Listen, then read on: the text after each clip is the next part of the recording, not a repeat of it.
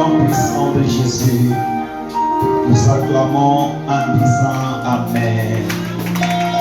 Aidez-moi à saluer celui qui est à votre côté.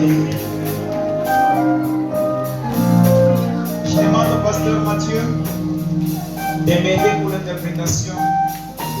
Le jeune homme est malade, pour placer les mêmes ici. Est-ce qu'on peut acclamer le Seigneur?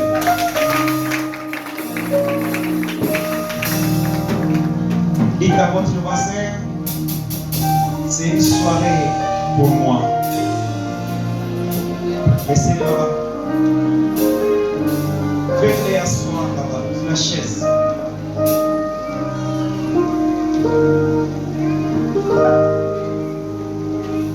Éternité, à l'éternité,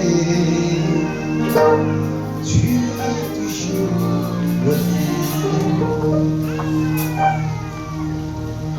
Éternité, à l'éternité, tu es toujours le même.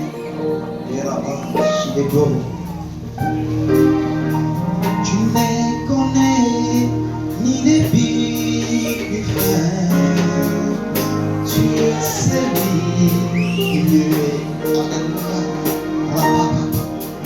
Alpha Omega, Dieu tout-puissant, tout-puissant Créateur.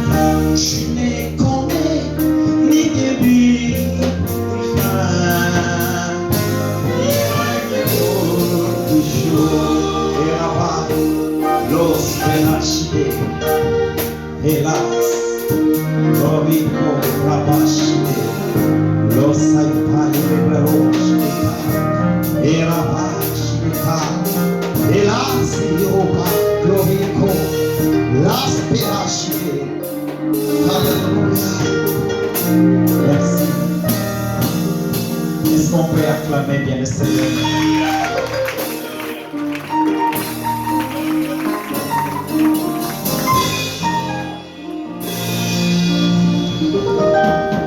Je sens Dieu en ces lieux. Amen. Je le sens dans mon cœur. Dieu est au milieu. Dites à votre voisin, je sens la présence de Dieu au milieu de nous.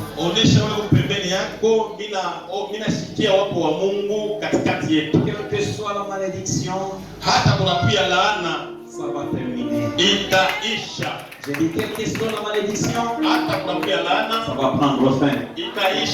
Dieu est au contrôle cette semaine. S'il a guéri des personnes qui étaient malades, il les a guéris. S'il a guéri le papa qui a témoigné le dimanche, c'est 14 ans? Oui, 14 ans. 14 ans de souffrance, marcher avec un bâton. C'est pas facile. C'est pas facile. Mais Dieu l'a résolu. Un problème de 14 ans, il a résolu dans 15 ou bien 10 minutes.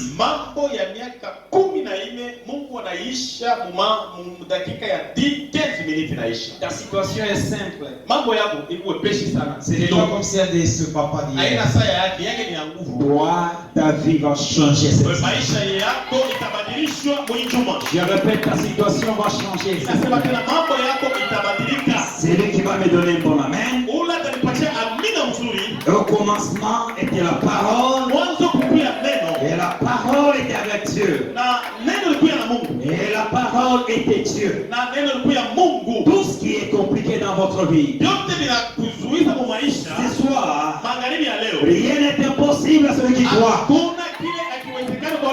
J'ordonne malédiction qui liait votre vie de partir. J'ai dit j'ordonne à toute malédiction qui est liée dans votre nom de disparaître. Une fois me donné un bon amen, tu es libéré au nom de Jésus. Amen. On vous a introduit hier par le prophète Eliakim. Il est empêché pour ce soir. Il est avec nous. Il nous a introduit sur un bon thème qui nous a donné sur la malédiction. Il nous a donné beaucoup de définitions sur la malédiction.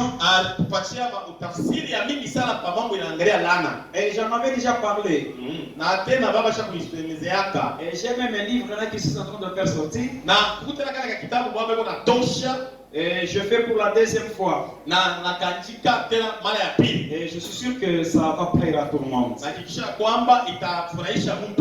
une semaine où tu vas tuer quelqu'un dans votre famille. Moi j'ai dit c'est une semaine où tu vas tuer quelqu'un dans votre famille.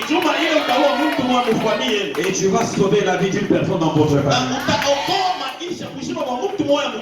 X va mourir, Z sera sauvé. Amen. Ok, une malédiction c'est quoi? On y va. Je sens vraiment exact. C'est fort là. Tu sens? Oui. Une malédiction c'est quoi? Je prends juste un mot pour l'interprétation et la définition de cette d'hier. La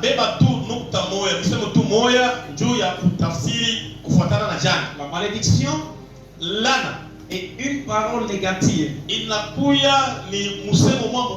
qui est attachée à la vie d'une personne et qui ont des résultats néfastes. Et donc, être maudit, c'est être négligé de tout le monde. Alors comment la malédiction est entrée dans le monde? Genèse 3:16. Genèse chapitre 3, verset 16. Il dit à la femme, j'augmenterai la souffrance. La souffrance de tes grossesses, c'est dans la douleur que tu mettras au monde. Tes désirs se porteront vers ton mari, mais tu lui domineras, il dominera sur toi. Il dit à l'homme, parce que tu as écouté ta femme et mangé du fruit au sujet duquel je t'avais, tu n'en mangeras pas, le sol est maudit à cause de toi. C'est avec peine que tu en tireras ta nourriture tous les jours de ta vie. Il te produira des ronces et des chardons. Et tu mangeras de l'herbe des champs. C'est à la sueur de ton front que tu mangeras le pain. Et jusqu'à ce que tu retournes à la paix, puisque tel que tu as été tiré. Oui. Tu es poussière. Tu retourneras dans la poussière. Est-ce qu'on peut acclamer pour Dieu rapidement? Amen. L'histoire que nous allons expliquer rapidement, c'est l'histoire de la création. Le livre de Genèse en hébreu, on appelle ça Bereshit. Bereshit qui signifie dans les commencements. Oui, dans les commencements. Alors suivez comment ceci s'est passé. Dieu a créé la terre. Mungu akaumba dunia. Et j'avais parlé sur la création. Nilisemezea kwa mambo ya muumbaji. Et Dieu a créé la terre. Mungu akaumba bulongo. Il va créer des arbres. Akaumba michi. Il va créer des animaux. Akaumba banyama. Et différents l'un à l'autre. Il va créer les eaux. Et jusqu'à tel point de séparer l'eau du ciel et l'eau d'en bas. Et l'eau du ciel qu'on appelle pluie ou bien glace. Et l'eau qui est sur la terre s'appelle le rivière. Mais comprenez avec moi. En arrivant au 6e jour, Dieu modéla l'homme de la poussière de la terre. L'homme était éternel. Pourquoi l'homme était éternel? Parce que Dieu lui-même avait soufflé de son vital dans l'homme. Car Dieu est éternel. Et en tant qu'éternel, Dieu, il va encore créer. Il a créé l'homme. Et vous connaissez l'histoire de l'homme. Adam qui signifie l'homme. Et lorsqu'il va créer l'homme, il va souffler dans ses narines. En d'autres termes, il dégage le vital. Et c'est ainsi que l'homme est devenu semblable à Dieu. En d'autres termes, l'homme avait une vie éternelle. Et comme le diable, c'est quelqu'un qui est rempli chaque fois avec la jalousie. Je vous explique où a été tirée la malédiction. Alors lorsque l'homme, Dieu va l'interdire. De ne pas toucher à l'arbre de la connaissance du bien et du mal. Tout le monde connaît cet arbre. Vous savez la réponse, le manguier c'est pas le papayer, l'avocatier c'est pas, mais vous connaissez cet arbre. Et tous ces deux arbres, tu avais créé deux arbres distincts qui vivent dans le même jardin. Il y a l'interprétation de personnes, on peut appeler comment, des mal évangiles. Ils vous disent que l'arbre de la connaissance du bien et du mal, comme ça a été au milieu, c'est la partie intime de l'homme. Non.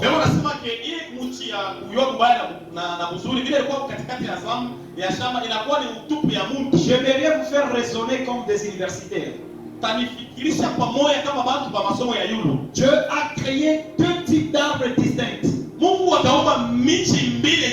Et ces deux types d'arbres étaient différents des autres. Et ces deux types étaient au milieu du champ. Donc prendre l'hypothèse de ces personnes qui disent que la partie intime c'est faux et archi faux, alors que Dieu avait créé deux arbres distincts qui étaient au milieu du champ.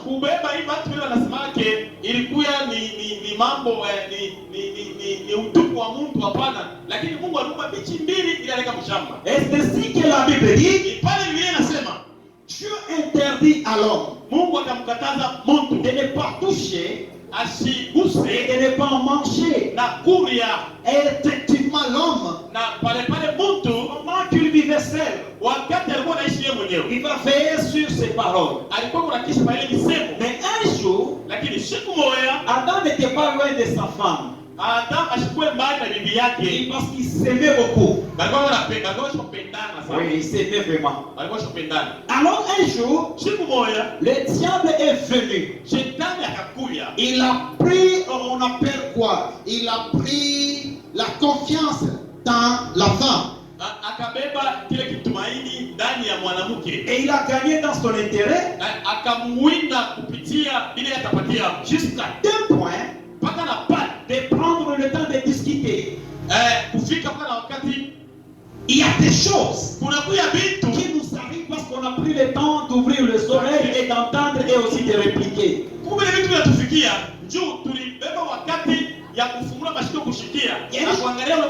Il Il y a des choses que vous devez tous faire. Il y a des choses que vous devrez donner les oreilles. Il y a des choses que vous devrez dire non. Vous avez l'autorité sur votre bouche de dire non ou bien oui. Tu m'as pas entendu, tu peux dire non à la maladie et la maladie va partir. Tu peux dire oui à la maladie et ça t'attend. Donc sur la langue de ce dernier, il y avait la vie et la mort. C'est ainsi que le diable a commencé son évangile. Il a évangélisé. La femme a répondu. Le diable a aussi répliqué. En discutant, la faiblesse de la femme se fait sentir.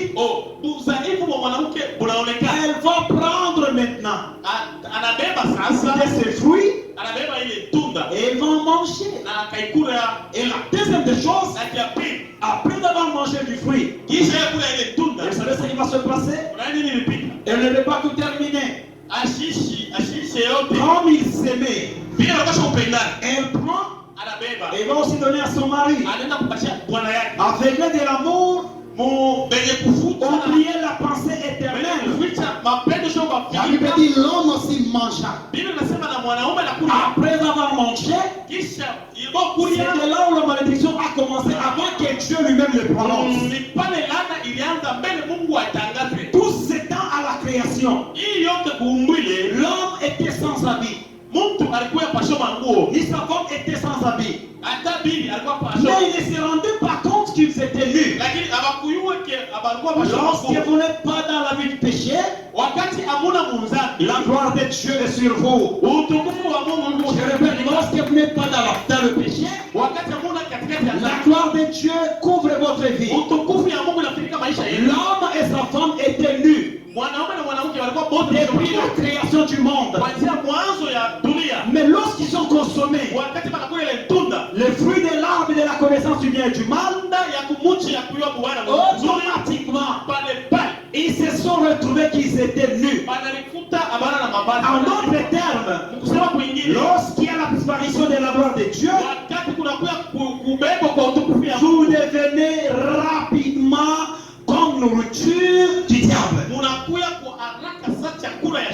Et vous m'avez écouté là-bas. Amen. Ce qui protégeait l'homme, c'était la sainteté. Lorsque vous vivez dans la sainteté, la malédiction ne vous atteindra jamais. Amen. C'est avec moi? Amen. Et la Bible dit, ils vont consommer. La première malédiction, c'est quitter la gloire vers la nudité. Et vous verrez que l'homme et sa femme, à ce temps-là, il n'y avait pas des hommes. Qu'est-ce qu'ils avaient appris de se cacher? Et ils se sont cachés devant qui? Parce qu'après avoir goûté, ils se sont rendus que ils ont été affoués au clair. Et ils vont se réfugier. Ils vont se cacher dans des feuilles, dans des arbres. Et avec l'intelligence humaine, ils vont cueillir le feuille du figuier. Ils vont s'en faire comme des vêtements. L'aide de l'homme est néfaste. Vous êtes avec moi là-bas? Amen. L'homme peut vous aider aujourd'hui. Ce n'est pas éternel. Vous pouvez vous faire aider vous-même. Ce n'est pas éternel. Tout ce que l'homme donne a un délai précis. Ils ont cueilli le feuillage de cet arbre qu'on appelle le figuier.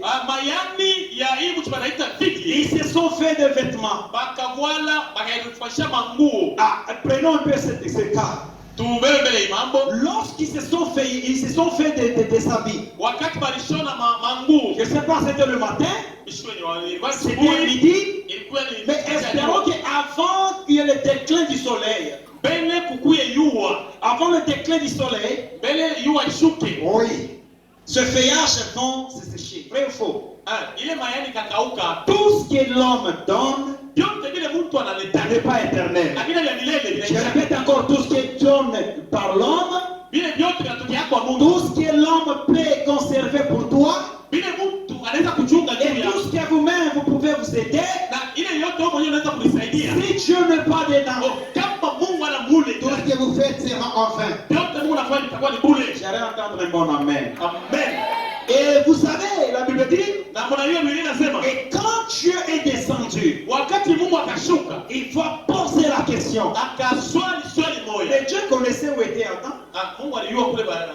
Il connaissait où était Ève. Parce que les yeux de Dieu, les yeux de El Elohim, peuvent voir en dessous des sous-sols et au-delà des sous-sols.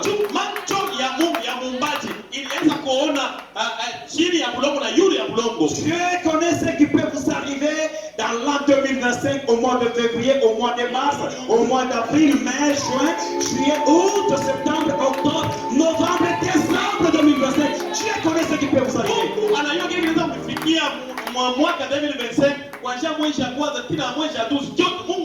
Et comme Dieu connaît le malheur tout comme le bonheur, si Dieu est de notre côté, qui sera contre nous? Si Dieu est de votre côté, qui sera contre vous? Si Dieu est de votre lait dans votre maison, qui viendra toquer pour prendre la place? Je déclare ce soir, toute malédiction provoquée par le monde des ténèbres, ce soir, ça prendra fin. Je peux pas dire ce soir, la malédiction sera nulle et sans effet. Dites à votre voisin, tout ce qui est comme malédiction dans votre vie sera nul et sans effet. Il y a des malédictions provoquées par vous-même. Il y a des malédictions donc il n'était pas provoqué par vous. Ça vous a fait coller ça. Obligatoirement. Sans votre consentement. Ça sera nul et sans effet. Amen. La Bible dit, Dieu, il va poser la question. Vous savez, quand Dieu descendait chaque fois, il descendait chaque matin et chaque soir. Il aimait beaucoup. Dieu était ami des hommes. Savez-vous pourquoi Dieu aimait Adam et Ève? Savez-vous? Vous savez pourquoi? Prof? Aucune idée. Vous savez pourquoi Dieu était ami à ces deux personnes? Vous n'avez pas l'idée? Dieu était ami à ces deux personnes parce qu'il avait dégagé son souffle vital.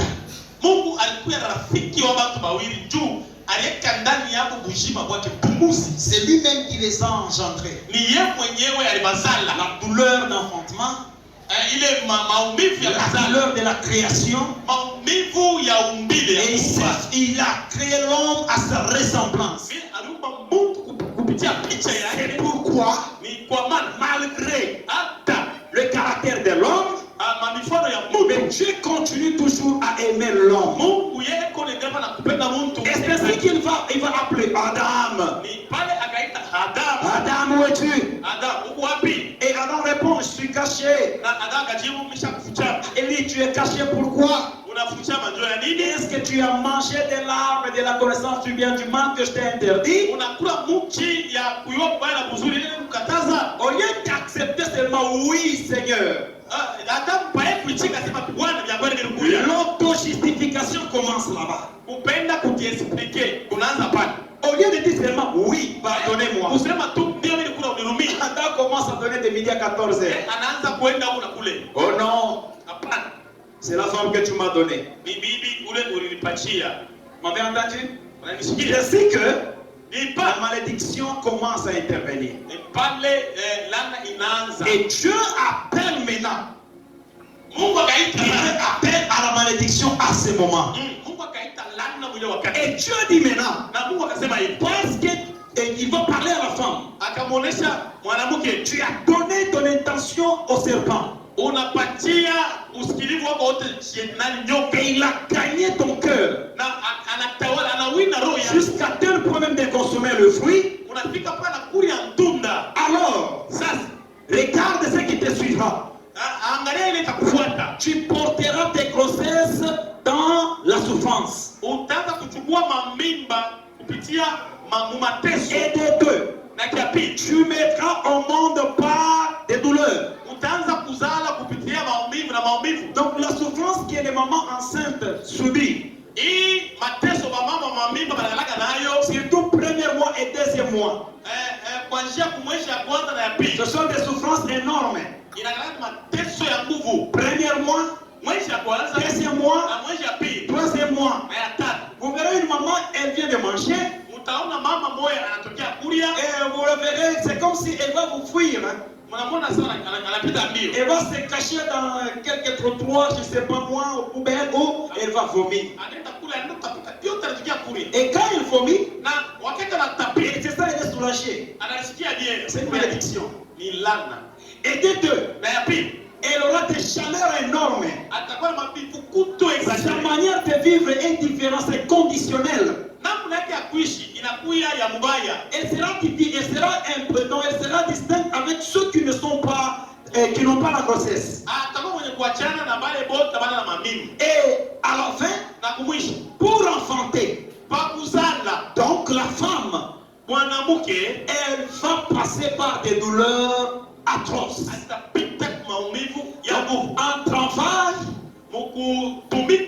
Un travail d'accouchement, elle aura des difficultés. Ça c'est un. La première malédiction sur la femme. Et la deuxième malédiction, la femme, tout son désir dépendra de son homme. Elle n'a pas le droit de travailler. Elle n'a pas le droit d'aller se chercher comment se vêtir. Elle n'a même pas le droit d'aller regarder ses parents sans demander l'autorisation. C'est pourquoi dans différents couples, il y a des combats qui surgissent. C'est quel combat? C'est quel genre de combat? Ce sont des combats à caractère d'étudiante de la femme. Chaque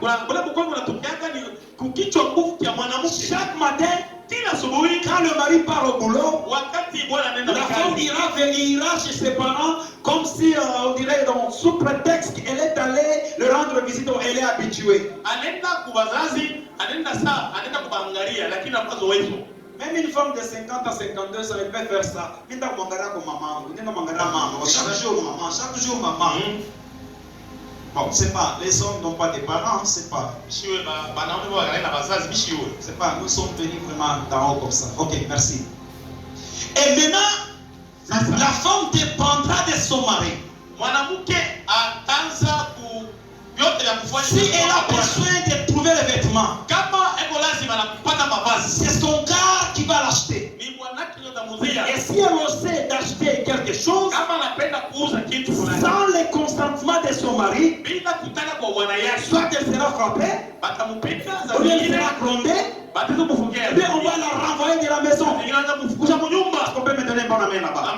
C'est une malédiction. Et la troisième des choses, Dieu va créer la discordance. Une inimitié entre la descendance de cette dernière et la descendance du serpent.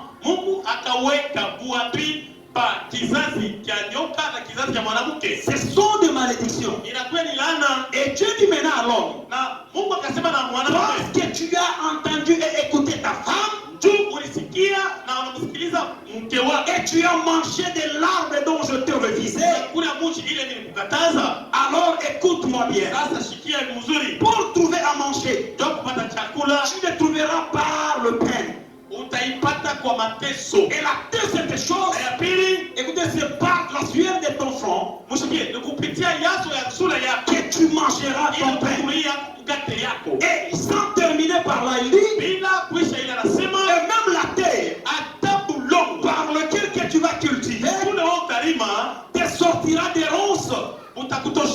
et des épines. Alors écoutez-moi bien ici. Quel genre de malédiction? Aujourd'hui, nous avons beaucoup de personnes qui travaillent sous malédiction. Soit la malédiction est venue de sa femme, soit la malédiction est venue de son homme. Et vous savez, tous à une généalogie. Tout comme moi, j'ai aussi ma généalogie. Ma famille, elle n'est pas telle que vous la voyez, c'est une famille aussi très élastique. Nous sommes venus de très loin. Et là on est venu, il y a toujours des malédictions. Exact. C'est avec moi là-bas?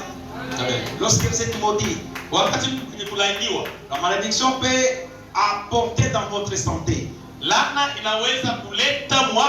Même la maladie, regardez-moi. Elle peut apporter dans votre vie même la sécheresse financière. Laissez-moi vous donner ce petit exemple.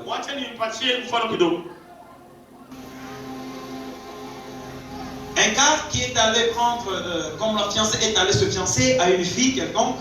Pendant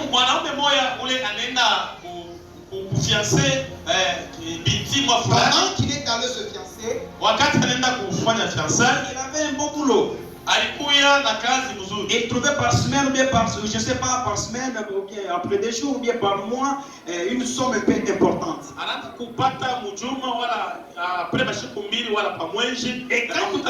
Et lorsqu'il commence à fréquenter sa femme, sa fiancée,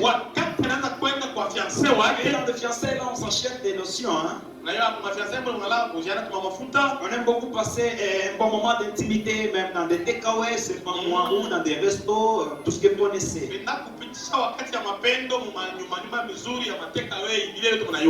Pendant que l'homme avait le privilège de toucher de l'argent, juste après la dot, les choses commencent à sécher. Je me rappelle, je priais pour une personne. Diakrada se rappelle de ce que je vais dire. La personne est allée se marier. Juste dans 2 semaines de se marier. C'est un jeune homme. Il n'est pas d'ici, il est de Lumbashi. Est allé se marier. Avant d'aller prendre cette femme, avait un beau boulot. Là, il trouvait vraiment du flic. Mais juste se marier, c'est 2 semaines de mariage, c'est ça? 15 semaines de mariage. On l'a viré de son boulot. Et de deux, il est détruit complètement sur le problème de la chambre. Vous comprenez ce que je viens de dire? Donc, ça, je lui ai dit que ça c'est une malédiction. Il y a une femme que vous devez marier.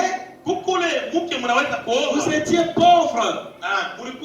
Sa présence dans ta vie ajoute 2 à 5 plus dans ta vie. C'est très dangereux. Lorsque vous êtes marié et que pendant que l'homme te suivait avec de l'argent, et après avoir te marié, tout est parti. Il y a un mauvais signe de ton côté. C'est avec moi là-bas. Et si vous vous retrouvez dans des catégories de ce que je suis en train d'enseigner, demain, venez me voir au bureau.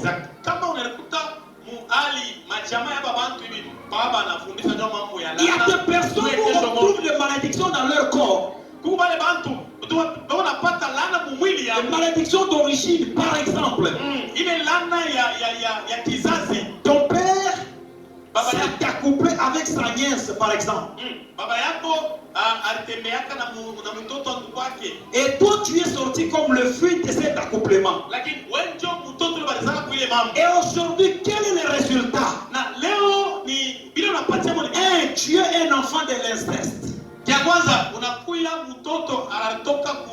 Et de deux, comme tu es venu de l'inceste, il y a une malédiction généalogique qui est liée à ton sang. Et comment briser ce genre de malédiction?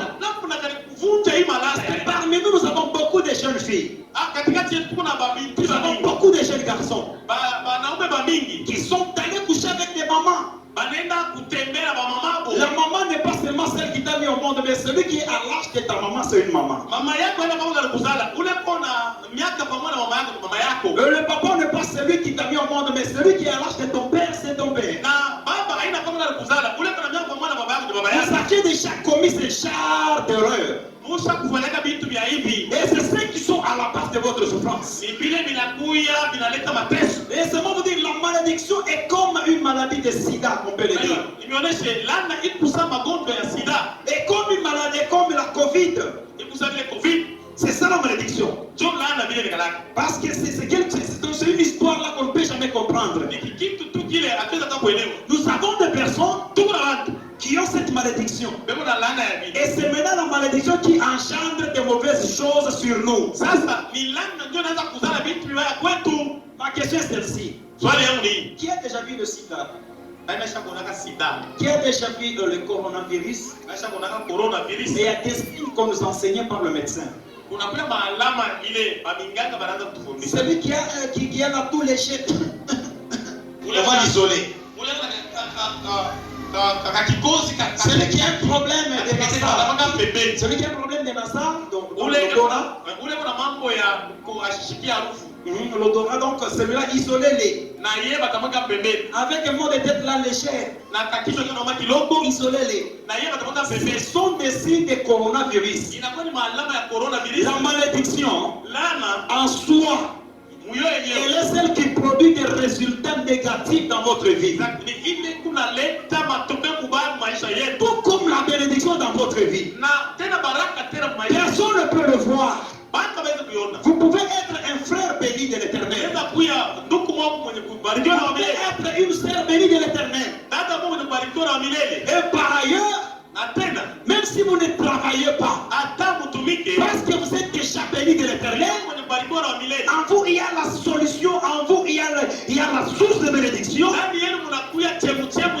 Et maintenant le livre des Proverbes de Salomon peut intervenir.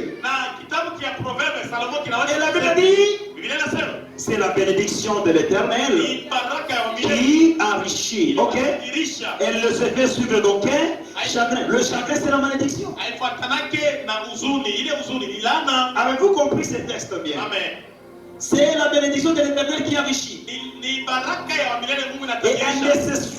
elle ne se fait suivre d'aucun chagrin. Et c'est la malédiction de l'homme qui rend quelqu'un pauvre, malade, des maladies qui ne se terminent pas, des maladies chroniques. Ce sont des signes de malédiction. Dieu va nous aider avant que la semaine termine. Avec le prophète Eliakim, Dieu va nous aider. Écoutez, il y a des choses que je vais vous dire.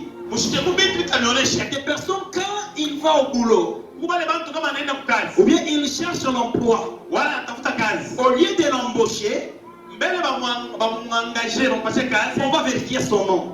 Mais si réellement que votre nom est dans le sang de Jésus, comment est-ce qu'ils vont vérifier ton nom?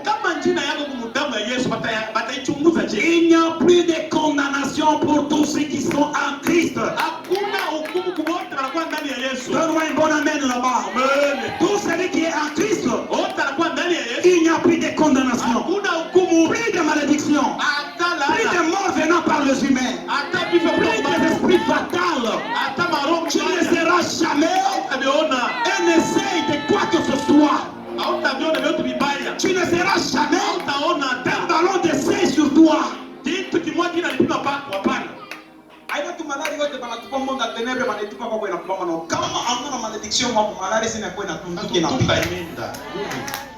me rappelle quand je me suis réveillé à 4 heures. J'ai senti un mot de tête là impossible. D'habitude, moi je ne tombe pas malade. Avez-vous déjà appris que moi je suis malade? Je pose la question. Vous avez déjà appris ça? Moi je ne tomberai jamais malade. J'ai la charge de prier pour vous. Moi je ne peux pas tomber malade. Je ne mourrai jamais avec des cas de maladie. Moi, je céderai la terre en paix, sans crédit derrière, sans crédit de quelqu'un, ni dans ton mot, je serai libre. Et là, je regarde comment les anges viennent me récupérer et je pars à la rencontre. Le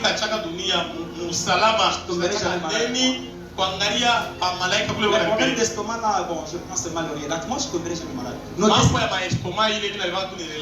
là, quand je me suis dit, oh mon Dieu, ma tête. Et quand on m'appelait le matin, et ma mère, ma maman m'appelait, maman chouchou m'appelait. Comment vous avez passé la nuit? Bon, je ne sais pas pourquoi elle a posé cette question. Non. J'ai répliqué, j'ai dit non, j'ai mot de tête qui m'a surpris. Tu m'avais dit non.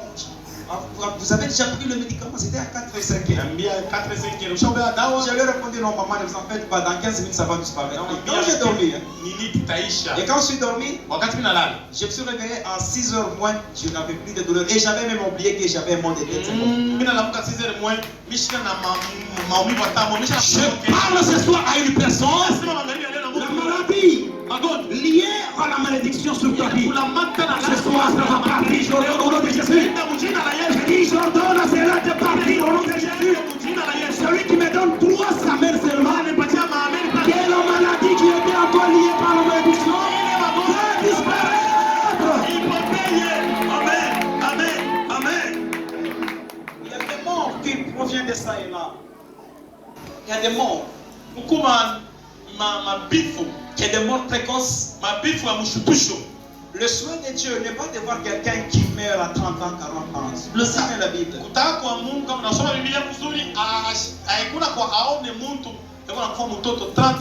Et si quelqu'un traversait 50,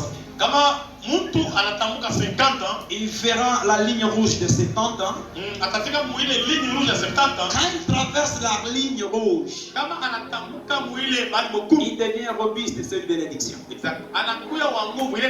Est-ce qu'on peut acclamer pour Dieu? Amen. Je répète encore ce soir, Dieu va détruire la malédiction qui a été causée par les hommes sur ta vie. Et toi, tu ne seras jamais. Je dis encore jamais. Jamais.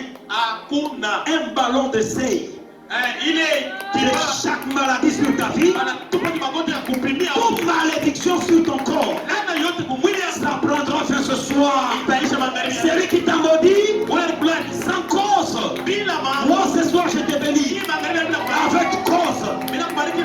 Je répète encore, si tu as été maudit sans cause, moi qui suis ton père, je te bénis avec cause. La malédiction sans cause sera nulle et sans effet. Tu n'es pas lié à une maladie. Et je sais bien, cette soirée, toutes les malédictions qui étaient en vous, qui a porté le fruit comme la sécheresse de vos quantités, on peut appeler comment la stérilité, ce qui a bloqué votre finance. Jésus.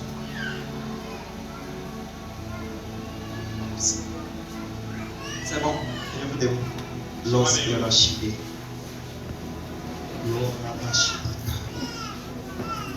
thank you, Lord. Thank you, Jesus. Hallelujah. Brahmashide. Oh, l'axe de la chité. Soulevez votre main droite d'abord, je vais vous voir. Dites merci, c'est ma vie est détruite par le pouvoir de ton sang. Et moi, je suis épargné. Je suis ton enfant. Je suis ta fille. Je suis ton garçon. Je suis ton fils.